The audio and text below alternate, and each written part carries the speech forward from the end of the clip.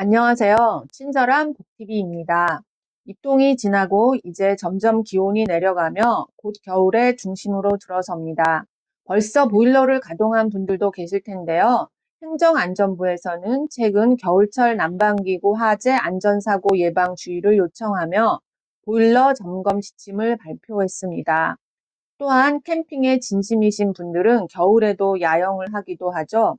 아차하는 순간 뉴스에 나오는 남의 이야기가 내 얘기가 되기도 하는데 겨울철 야영 텐트 안 사고 예방까지 한번 살펴보겠습니다.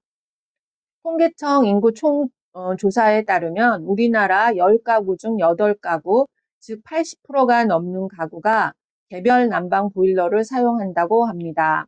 지역 난방은 15%, 중앙 난방은 3%밖에 되지 않습니다. 개별 난방은 도시가스나 기름, 전기 등을 활용하는데요. 이 중 도시가스 사용이 81.4%로 제일 많습니다.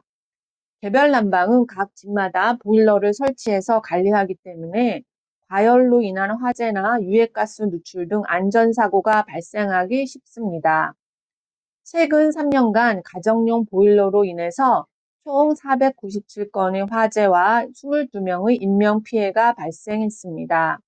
시기별로는 실내 난방이 시작되는 11월부터 한파가 기승을 부리는 1월까지 사고가 꾸준히 증가했고요.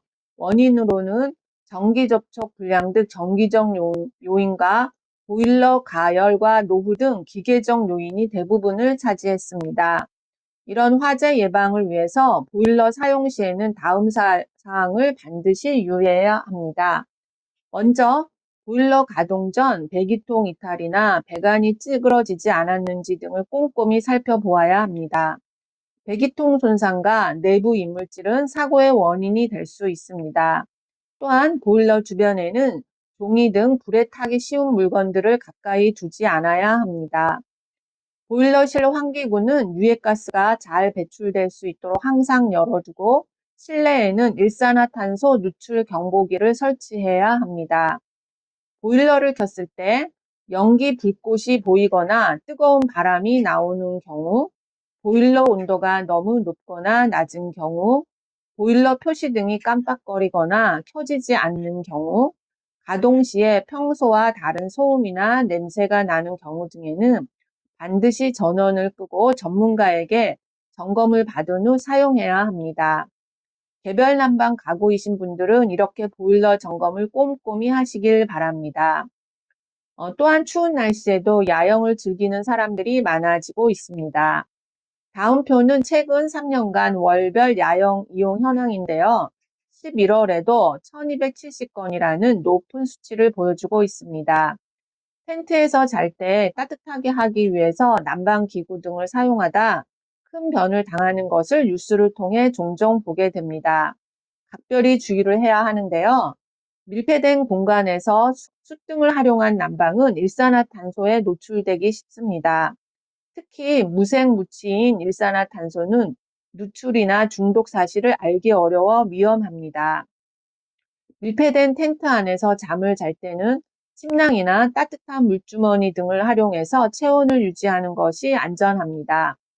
부득이하게 텐트 안에서 난방기기를 사용할 때는 수시로 환기하고 휴대용 일산화탄소 경보기를 사용해서 사고에 대비하는 것이 좋습니다. 전기 연장선을 사용할 때는 전선의 과열이나 피복 손상 등으로 인한 화재를 예방하기 위해서 선을 끝까지 풀어서 사용합니다. 하나의 콘센트에 여러 개의 전기 제품을 연결해서 사용하지 말고 플러그와 콘센트 등이 물기에 노출되지 않도록 주의를 합니다. 휴대용 가스레인지로 음식을 조리할 때는 산발이 받침보다 작은 불판과 냄비를 사용해서 가열되지 않도록 합니다. 모닥불을 피울 때는 화로를 사용하고 마치고 난 후에는 잔불 정리를 확실하게 합니다. 이렇게 조금만 주의를 하면 따뜻한 겨울 그리고 즐겁고 낭만 있는 야영이 지속될 수 있습니다. 여러분, 올겨울 안전하고 따뜻하게 나세요. 끝까지 시청해 주셔서 감사합니다.